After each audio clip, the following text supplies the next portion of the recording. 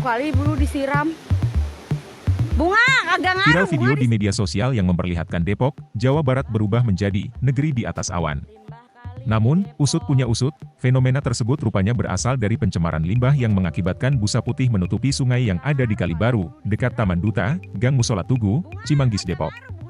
Video tersebut diunggah melalui media sosial TikTok bernama akun Info Depok pada 27 November 2023. Dalam keterangan yang ditulis dalam unggahan tersebut, disebutkan bahwa sungai berubah menjadi seperti negeri di atas awan tapi karena tercemar oleh limbah. Namun, belum diketahui lebih lanjut dari mana sumber busa tersebut berasal. Ini bukan negeri di atas awan, ini adalah penampakan sebuah sungai yang diduga tercemar limbah. Lokasinya berada di Kali Baru, dekat Taman Duta, Gang Musola Tugu, Cimanggis, Depok pada Senin sore, 27 November 2023.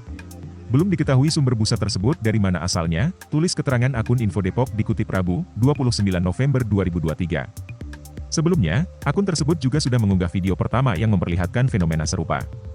Warga pun meminta agar pemerintah segera mengusut dampak lingkungan dari cemaran limbah tersebut. Sontak saja, fenomena busa putih yang menutupi sungai di Depok seperti negeri di atas awan tersebut langsung menarik perhatian netizen di media sosial, terutama di TikTok. Download Tribun X sekarang, menghadirkan lokal menjadi Indonesia.